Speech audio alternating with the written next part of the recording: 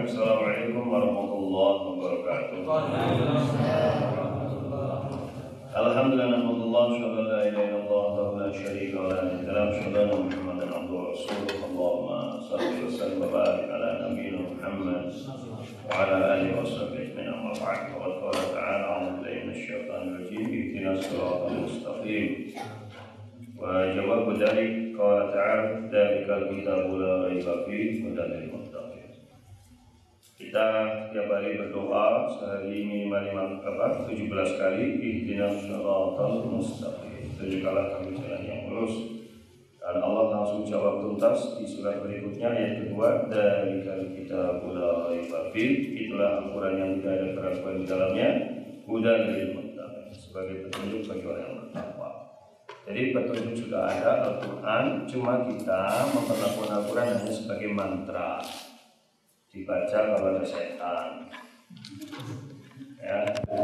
Ya, bagaimana setan akan kabur kalau yang baca tidak meyakini isinya, tidak tahu isinya? Ya dengan belum ketemu setan Arab soalnya. Kalau setan bahasa Arab mesti ngerti, setan Kang Arab mesti ngerti bahasa Arab. Itu dia tahu isi Quran. Ya, jadi jangan mencukupkan diri hanya membaca. Ya, dengan menghatamkan Al-Quran satu kali hatam itu kalah dengan belajar Al-Quran beserta isinya. Itu karena di dalam hadis disebutkan bahwa ahlul ibadah itu kalah dengan ahlul ilm. Jadi fadlul alimi 'alal 'abidi ka fadlil qamari lailatal badri 'ala sairil kawaib. Hadis riwayat Imam Tirmidzi.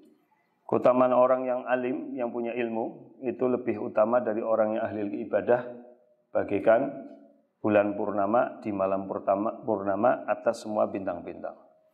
Jadi sekelas kita ini jangan mencukupkan hanya banyak-banyakan hatam. Kowe wis lewat masane. Paham enggak? Wis lewat masane. Lewat masane apa? Wis kudune. Kalau ngelihat penafsiran Ibnu Katsir lebih ngeri lagi itu.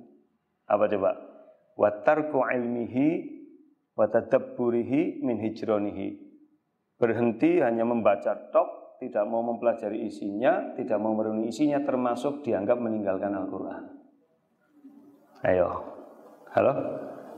Nah, jadi jangan cuma senangnya macam-macam tok. Al-Qur'an itu petunjuk, bukan sekedar alat pengumpul pahala. Ya, kecuali dengan tingkatannya bleketir. Apa yang enggaknya bleketir terus? Halo? Ini menang baik ya? Iya. Apa yang enggaknya bleketir terus? Memang membaca Al-Quran per huruf dapat satu pahala. Tapi nek orang ngerti isine, di mana dapat petunjuk?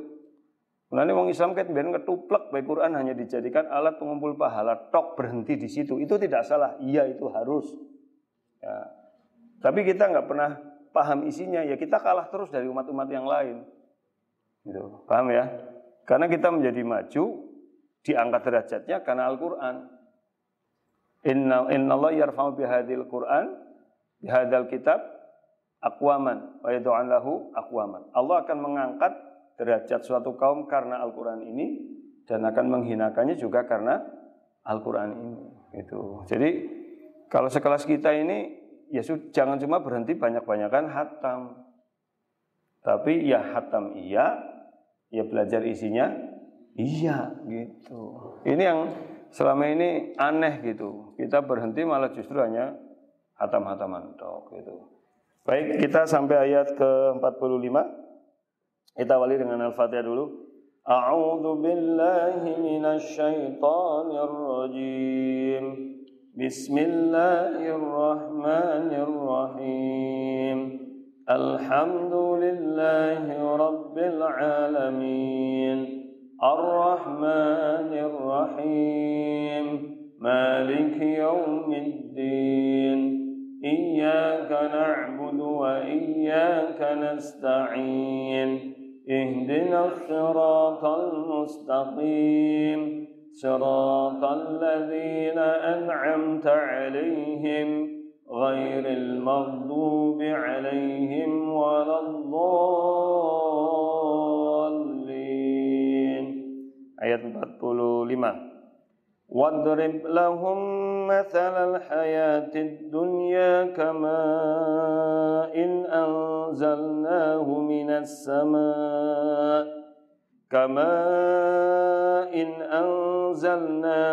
السماء فاختلط به نبات الأرض فأصبح هشيما تذروه الرياح وكان الله على كل شيء مقتدرا المال والبنون زينة الحياة الدنيا والباقيات الصالحات خير عند ربك ثوابا وخير أملا ويوم نسير الجبال وترى الأرض بارزة وحشرناهم فلم نغادر منهم أحدا وعرضوا على ربك صفا لقد جئتمونا كما خلقناكم أول مرة بل زعمتم أن لن نجعل لكم موعدا ووضع الكتاب فترى المجرمين مشفقين مما فيه ويقولون يا ويلتنا ما لهذا الكتاب لا يغادر صغيرة ولا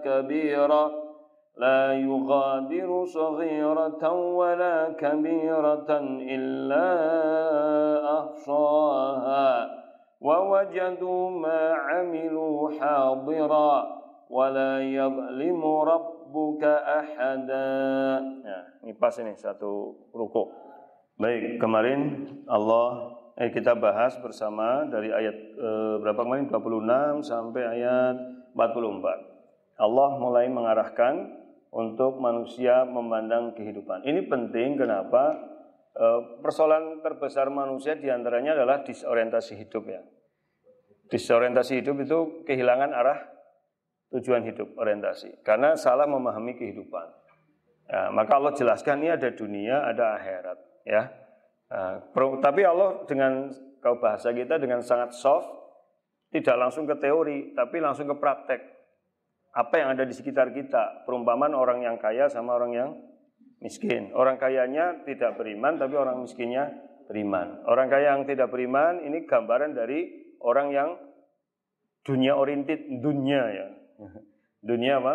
Oriented itu. Sementara yang miskin ya, tapi sebenarnya dia hakikatnya nggak miskin, dia juga sebenarnya kaya, tapi hartanya digunakan untuk kebaikan. Itu dikisahkan ya.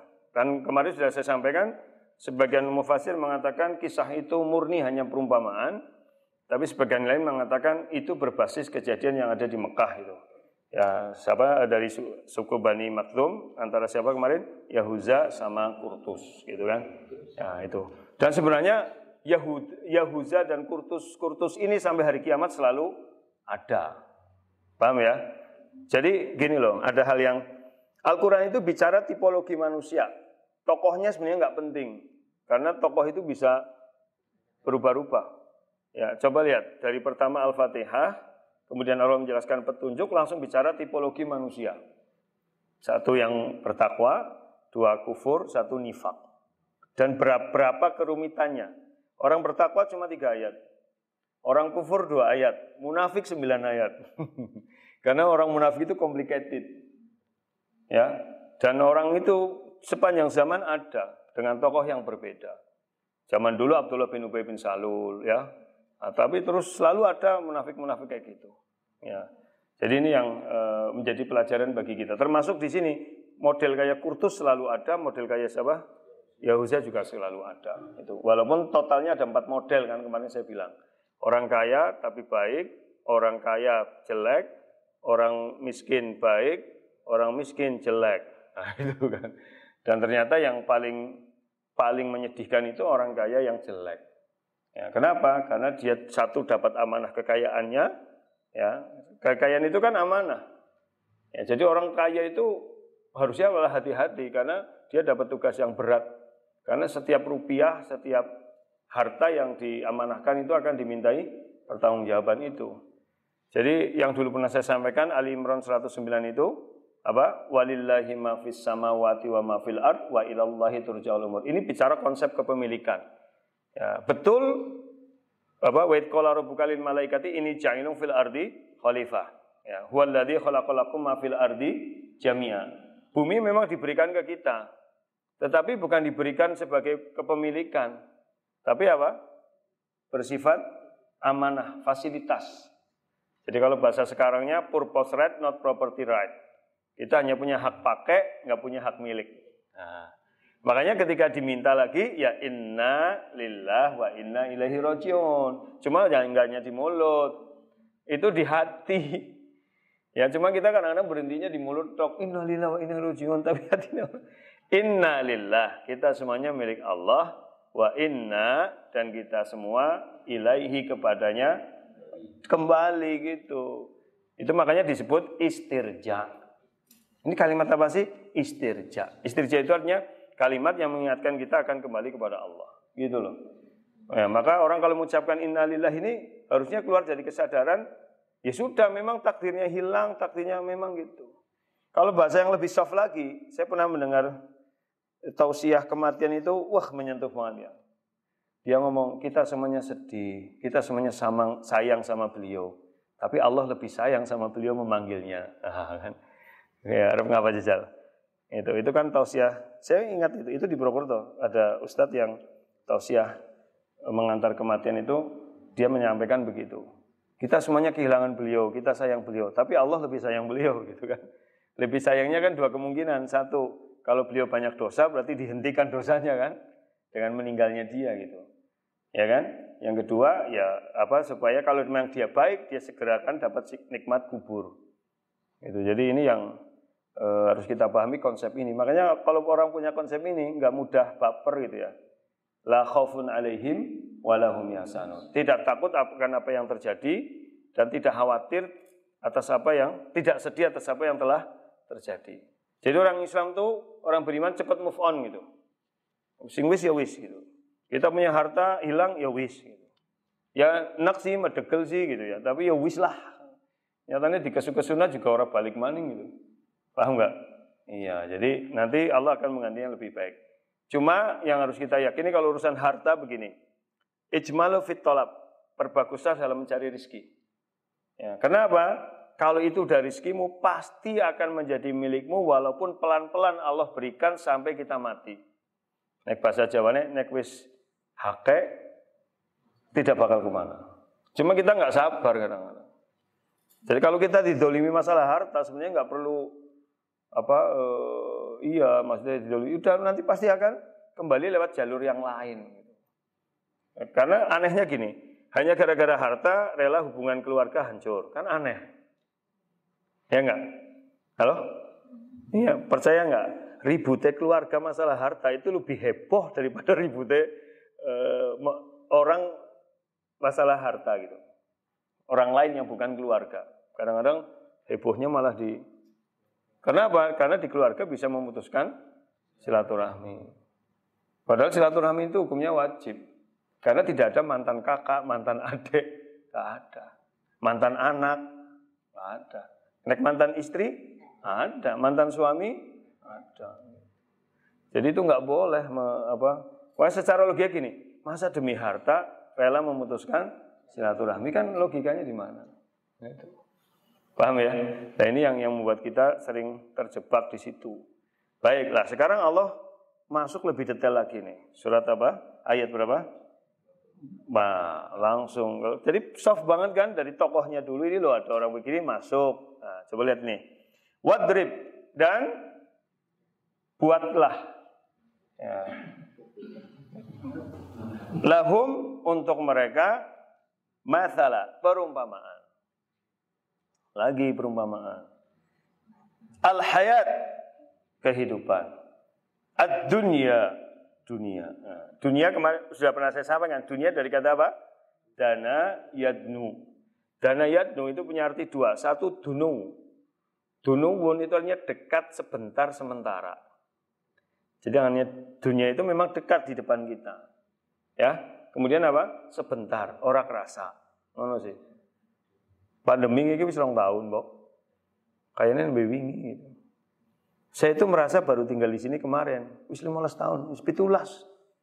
17 tahun ya. 17 tahun isi kayak baik gitu loh. Halo? Iya, Ra. Kerasa, Ra? Cepet banget gitu loh. Ya, itu coba enggak terasa gitu. Itu karena memang dunung, apa? Dunung itu dekat sebentar gitu. Yang kedua, danawah. Danawah itu rendah, hina, tidak seberapa. Nah, jadi dunia gue jane KW. Ora seberapa. Walal akhiratu khairul laka minal ula. Maka disebut dunia karena kenikmatannya sebenarnya rendah, enggak seberapa. Jadi apa yang kita nikmati sekarang itu enggak ada apa-apanya. Makanya dalam hadis disebutkan apa? Nanti kita di akhirat tuh orang yang paling banyak kenikmatannya di dunia sekali celup neraka, blek, sekali celupan aja. Tintas takoni.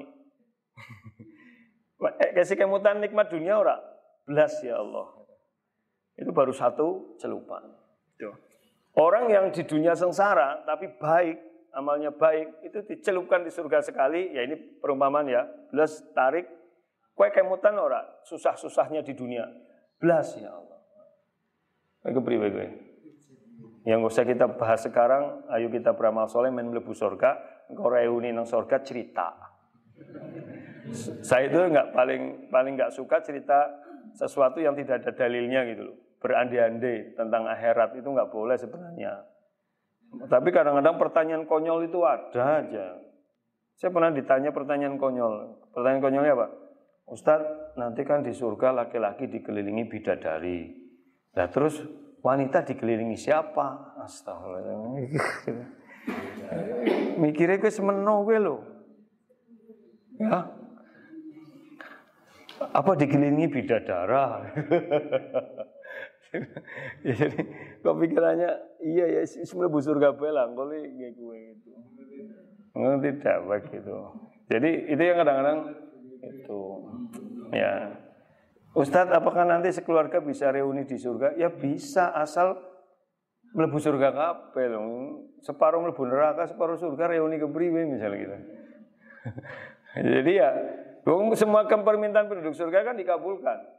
Berarti apa? Ya kalau kita di surga, kemudian semuanya keluarga kita di surga dengan surga tingkatan yang berbeda-beda, kalau memohon kepada Allah, ya bisa saja. Dan dalam ayat Quran juga ada yang menjelaskan tentang pertemuan keluarga di surga. Jadi kadang-kadang kalau saya berhenti bicara tentang kenikmatan-kenikmatan akhirat yang memang tidak ada dalilnya. Seandainya ada pun kita harus pahami wa utubihi mutasyabih. Serupa tapi tidak sama, begitu. Paham enggak? Ya, seperti Ustadz katanya di surga sekali minum tidak haus selamanya. Terus mau ngapa minum? Itu kan beda. Kalau di dunia itu minuman sebagai kebutuhan, paham ya? Maka tadi kalau sudah kenyang, haus lagi enggak? Enggak. Ya, tapi kan terus minum enggak enak. Paham enggak? Karena dunia itu fana, kenikmatan dunia, materi dunia itu rendah. Orang enak makan kan karena lapar. Kalau udah kenyang enak enggak? Itu karena materi dunia. Nah kalau di surga enggak begitu. Ya, tidak ada istilah kenyang dan lapar, semuanya nikmat gitu. Jadi yang enggak ada kenyang-kenyangnya, enggak ada lapar-laparnya. Ora satakon kok kekeluargaan WC-ne nang ndi. Di sana itu beda, materi surga itu beda dengan materi dunia gitu loh. Kalau materi dunia kan rendah hina itu, maka menjadi kotoran gitu. Jadi ya tadi masih pertanyaannya ketone masuk akal, tapi itu membawa alam surga ke dalam yang nggak bisa dibandingkan, nggak apple to apple gitu. Paham nggak sih? Ya, dunia begini, surga nggak begini, walaupun disebutkan ada buah-buahan, ada kenikmatan, ada dipan-dipan gitu. Makanya kursi-kursi panjang, ada sutra, seperti apa? Ya wallahu a'lam gitu. Sudahlah, itu nanti di sana. Gitu. Sekarang ya kita yakin itu sebuah kenikmatan yang sebenarnya tidak pernah kita bayangkan.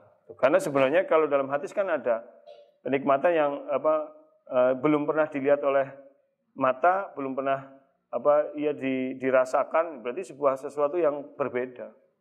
Wa utubihi mutasyabih, diberikan kepadanya yang serupa tapi tidak sama. Anggur ya anggur tapi tidak sama. Kalau minuman keras di dunia memabukkan, di sana tidak. Jadi mungkin wine yang kelas surga gitu. Tahu wine ya? Anggur gitu. Bukan anggur kolesom. Ya, itu anggurnya anggur khusus ya, yang tidak memabukkan. Nah, gimana itu? Ya kita wallahu alam wis ngono kana bae. Ya, jadi ada mata air zanjabila, mata air apa?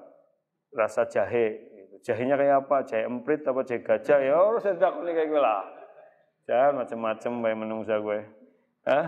Oh ya kepedesannya orang seneng jahe us. Aku nggak minum jahe mencret. Ya gue kan yang dunia. Itu ya. Jadi nggak bisa digitukan. Itu namanya dunya. Jelas ya? Dunya itu dekat sebentar, kedua apa? Rendah, hina, tidak seberapa. Itu harus dipahami. Jadi tidak seberapa. Terus seperti ma'in, air. Anzalna, kami turunkan air itu min dari as-sama, langit. Fakhtalato bihi, maka bercampur bihi dengan air itu nabatu, tumbuhan-tumbuhan al-ardi di bumi. Maksudnya bercampur jadi subur gitu kan. Karena pohon itu 90% lebih air. Ya kan? Makanya pohon itu kalau kering kan remek, kayak nggak ada apa-apanya. Karena 90% apa? Mungkin 90% lebih malah air, sebagaimana tubuh kita itu. Ya, kemudian fa asbaha, maka jadilah hasyiman, kering. Jadi ini karena wong jenengane Pak Hashim ke garing artinya.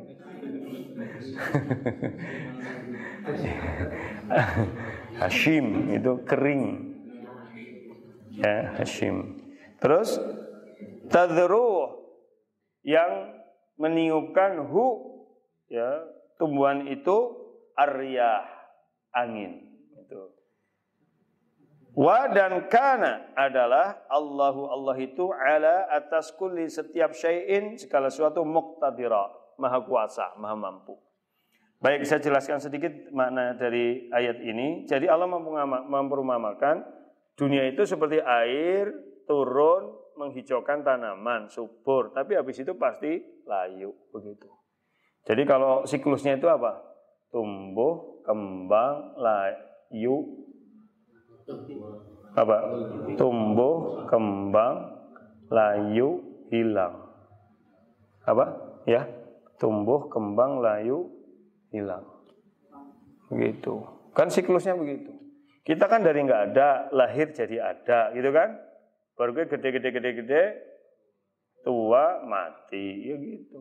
Dunia begitu. Ya, hijau tapi tidak selamanya hijau. Nanti menjadi kering, ditiup angin, berarti hilang. Itu lebih detail di surat Al-Hadid ayat 20. Kamatsalil ghaithi a'jabal kuffara nabatuh thumma yahiju fatarahu musfarra thumma yakunu hutama. Itu. Jadi seperti air yang menumbuhkan tanaman dan menyenangkan para petani, kemudian tumbuhan ini lama-lama menjadi kering, menguning dan hancur gitu. Di dunia begitu. Yang lagi senang-senangnya hijau, tapi tidak selamanya hijau gitu. Lagi senang-senangnya jan bojoku bagusnya pol, gantengnya pol, gue lagi hijau. Nggak selasuai kuning layu. Hah? Ya kuning layu garis sing metu madhayeh tok. Tuh, sing ijo-ijo wis ilang. Wis gari madhai naudzubillah jelai gitu.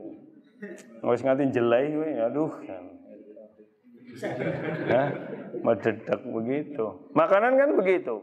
Nikmat-nikmatnya makanan kalau lagi lapar. Nek wis wareg ya selesai jeleh ya ora. Itu. Yang manis-manis itu enak, tapi dalam porsi yang pas. Kelewian mesti mblegidik. Mulane aja kemanisan sing pas ngono. Ya. Jadi yang ngerai kemanisan gue mblegidi gitu. Bukan rai ini makanan, bukan rai. Iya kan? Es krim kan enaknya ya semenok ae. Enaknya itu ketika kita merasa kurang, itu udah berhenti. Soalnya harus ditambah maning, mblegidi. ora enak itu. Itu sing manis-manis. Dunia kan manis, harta itu manis sama. Itu kan perumpamaan. Inna dunya hulwatun khadirah. Tuh. Dunia itu hulwah, manis, khadirah, hijau. Itu kan perumpamaan. Manis berarti kaken belegidik gitu ya. Hijau selasue, kuning hancur. Ya sudah. Makanya di kaya apa ya itu. Gitu ya. Kesimpulannya dunia ya kayak gitulah isinya. Gitu ya. Dunia itu isinya kayak gitu. Jadi apa? Hancur lama-lama hilang. Wa kana Allahu kulli syai'in, dan Allah itu atas segala sesuatu apa? Mampu. Jadi memang sudah dibuat siklus begitu. Manusia juga begitu. Kehidupan dunia itu ya isinya begitu semuanya. Datang dan pergi, datang dan hilang itu. Saya aja kadang-kadang begini. Saya masih ingat tuh masa kecil. Ya yang biyen dong nyong cilik anak pakai mbah. Sekarang dunianya udah berubah. Mereka udah meninggal semua kan? Oh ternyata saya, garinya sing tua. Kengko berarti gari bocah-bocah pada gede gitu kan? Ya, sekarang saya kalau ke tempat kelahiran saya dulu, wis kayak orang sing kenal, sentong. Ya Allah, kayak asing kan? Sih, Pak Dori ini pulang ke Pekalongan wis asing. Siapa kayak? Paling ketemu karo sing zaman tua-tua lawas kae, wis mati siji-siji wis gari deg-degan, gari nyong gitu. Bukan Pak Dorin maksudnya kita semuanya. Iya kan? Pak Narton coba pulang ke mana? Ganda Tapa juga udah mulai selangkal, sentong, bocanyar kabeh.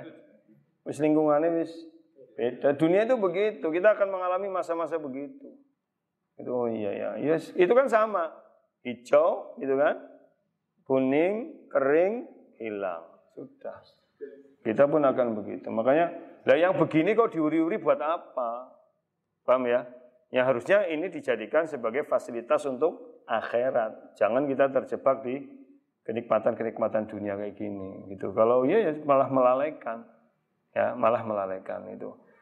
Orang banyak makan, orang kalau udah terjebak dalam kenikmatan itu justru bukan semangat ibadah itu, kebanyakan malah menjauhkan. Banyak Ibnu Hazm itu wanti-wanti sama kita kan. Kullu ni'matin la tuqarribu ilallah fahiya baliyah. Itu dalam Hilyatul Auliya Ibnu Hazm. Semua nikmat yang tidak bisa mendekatkan diri kepada Allah itu musibah. Ya, dalam bahasa lain itu siksa. Ya, jadi kalau semakin kita nikmat, semakin susah ibadah, susah ini berarti musibah. Ya, musibah gitu. Baik, lanjutannya al-malu, harta. Langsung nih detail nih. Wa dan al-banun, anak-anak. Zina adalah perhiasan. Beda ya, kalau zina itu perhiasan, kalau zina itu zina. Beda ya, kalau zina itu nun ya, zina. Kalau zina itu perhiasan. Ya, jadi beda itu ya. Baik, zina perhiasan al-hayat, kehidupan ad-dunya, dunia. Jadi harta dan anak adalah perhiasan hidup dunia. Wa dan al-baqiyat, yang kekal. As-shalihat, yang baik, jadi amalan-amalan yang kekal dan baik. Khairun, lebih baik, inda, di sisi rabbika, Rabbmu, thawaban, pahalanya. Wa dan khairun, lebih baik, amala, menjadi harapan. Ya, jadi ini peringatan dari Allah. Memang harta dan anak adalah perhiasan hidup dunia. Begitu, memang itu. Kan biasanya orang tua nyari duit demi siapa? Demi anak. Itu kan. Tapi jadi demi anak, terus orang dua waktu nggak ngurusi anak. Malah kadang-kadang paling rumah kaget. Bu, anaknya siapa? Anakmu, Mas. Dan ini gede lah, gue tahu ngurusi ya orang gitu. Ya, besok jangan begitu ya. Ini sing ngarung nikah ya. Kalau kan dua anak disayang gitu ya. Kembali ke sini, jadi harta dan anak adalah perhiasan hidup dunia. Itu betul. Ya, namanya di sini disebutkan pertama apa? Harta. Jadi dalam tafsir Kemenak itu disebutkan kenapa harta diutamakan? Karena dalam beberapa aspek harta itu lebih penting daripada anak. Dalam beberapa aspek. Ya, karena orang hidup pasti butuh harta gitu kan. Tapi belum tentu butuh anak. Nah, orang nggak punya anak, asal punya harta bisa urip nggak? urip. Wong duwe anak ora duwe harta berat gitu. Makanya al-mal itu didahulukan. Kedua, harta itu lebih banyak menjadi fitnahnya, lebih besar fitnahnya dibanding anak. Ya kan, innalikulli ummatin fitnah wa fitnatu ummatil al-mal. Ya, bahwa setiap umat ada ujiannya dan ujian terberat umatku adalah harta. Ya memang harta anak jadi fitnah. Nanti Al-Anfal 28. Ya, Al-Anfal 28. I'lamu annama amwalukum walatukum fitnah. Hati-hati hartamu. Di sini juga amwalnya ditaruh di depan. Hartamu, anakmu menjadi fitnah itu. Tapi di sisi lain anak jadi fitnah, tapi di sisi lain juga anak bisa menjadi perekat hubungan. Itu. Suami istri ribut, ngerekemutan anak. Iya, gitu. Jadi menjadi sama-sama menjadi kenikmatan lah. Anak itu jadi pelipur gitu. Jadi kadang-kadang saya itu aja kalau bepergian jauh itu paling rumah sih tegolete anaknya disit. Tuh, tak peluk gitu ya. Kadang dolanan disit, main turu sih anaknya.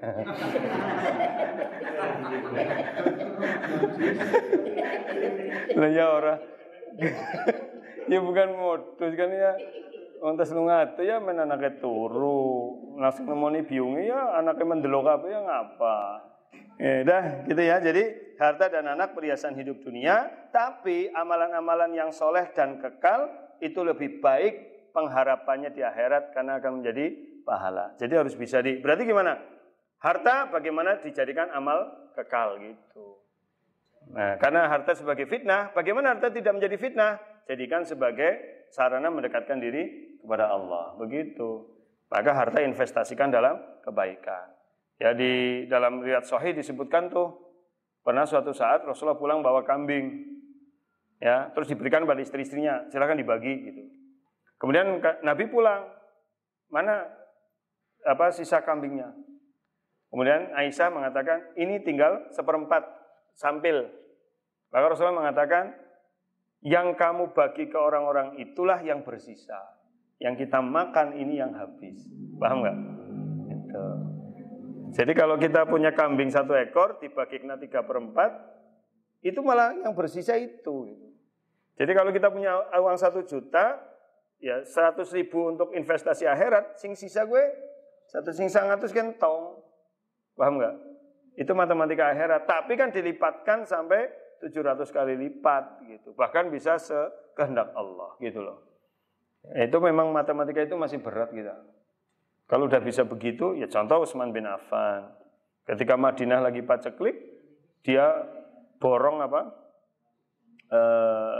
makanan-makanan kafilah itu dan dia berniaga dengan Allah.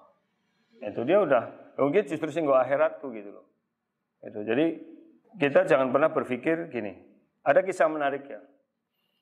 Ada istilah dulu talang ora teles ya. Saya belum bisa lah gitu. Jadi ada seorang yang dia itu sampai istrinya juga kadang mengeluh. Mas dek ora tau duwe tabungan, duwe sithik dene wong sih nggo iki. Bapak suaminya malah bilang, "Loh, jadi siapa? Tabungannya dek akeh banget tapi nang akhirat gitu loh." Paham enggak? Iya, karena uangnya itu selalu diberikan pada kebaikan-kebaikan. Ya cuma kita belum bisa. Saya pribadi belum bisa. Mungkin jangan kalau sudah bisa ya luar biasa gitu. Jadi jangan iri dengan orang yang kaya, ya, tetapi dia tidak baik. Yang kita iri ini itu apa? Hanya 2 kan?